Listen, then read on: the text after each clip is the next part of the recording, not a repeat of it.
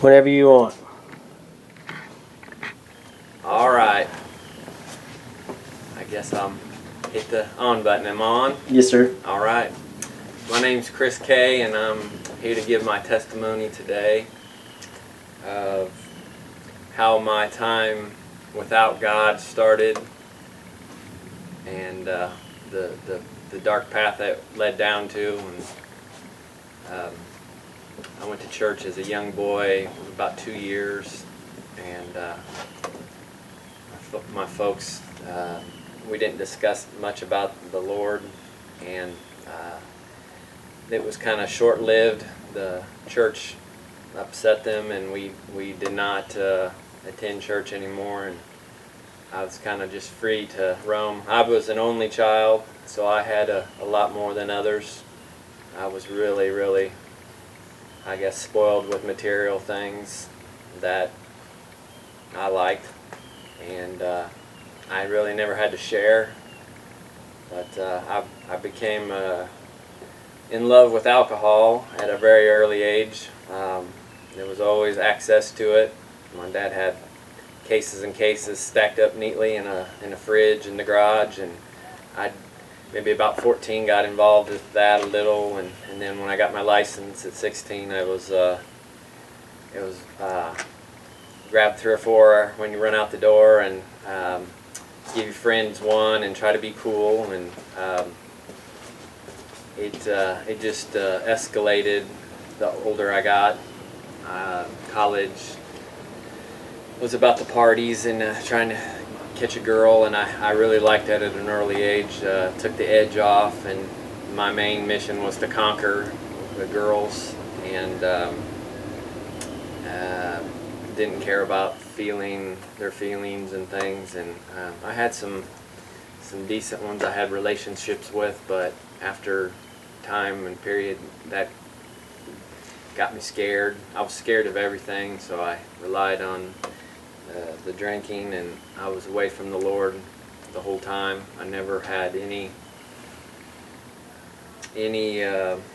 prayers or thoughts, or I was only about myself.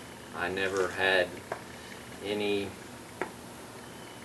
feelings for others, but I did have a guilty heart. I know I crushed some people, and it just got buried, and I still think about those today. I got a DUI at an early age. I ran over a fire hydrant and passed out and ran into a car, and I lost my license, and that upset me, having to go to classes. And my twisted mind was even thinking of how I would I'm gonna go up and stab the judge who gave me this sentence. I was so upset, and it wasn't my fault, it was their fault. It was the blame game on everything. I finally got through that. I had a lot of resentments during that period of time, but I felt terrible. I quit drinking for about 3 months, but I couldn't. I knew I shouldn't be, but I couldn't do it. It was miserable. I was addicted, but I didn't know it. So I made a mess of everything else, and I finally got married, and met a nice person. And on our first year anniversary, I spent the night out in my shop drinking beer with a high school buddy, and the night just got longer and longer, and I knew I should have been in the house, but I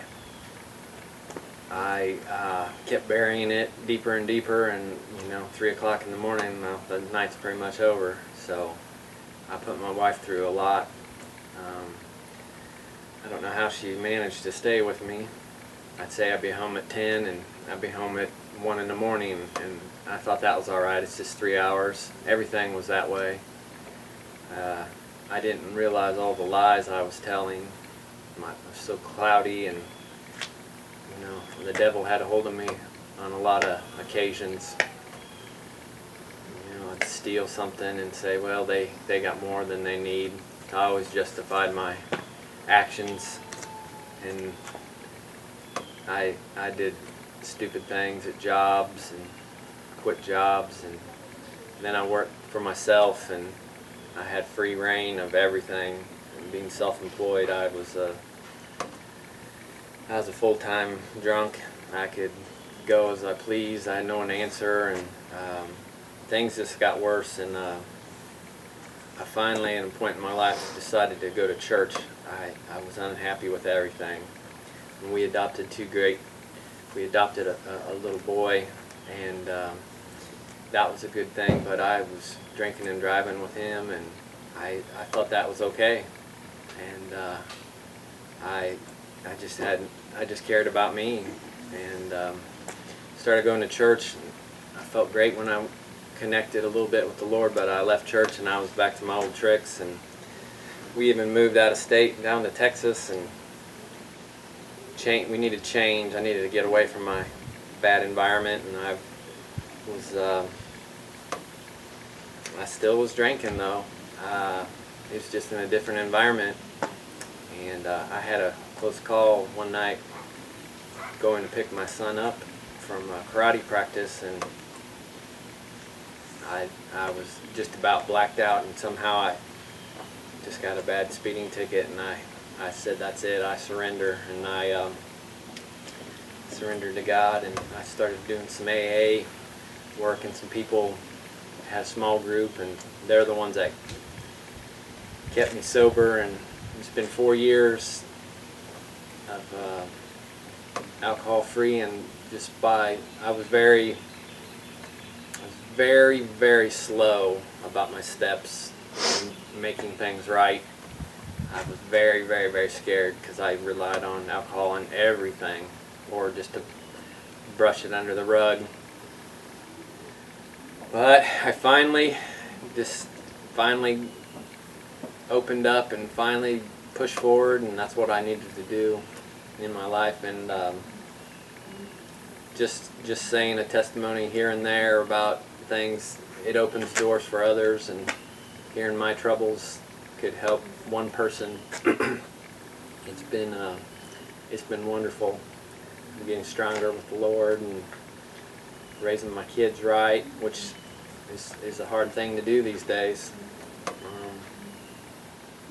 There's only one right path, and when you try to do it all your own, you make a mess of things. So the material things don't count. It's what you can do for others, and the Lord rewards you big time. I'd like to help anybody in this video, and I think it's a great thing. Awesome. Thank you.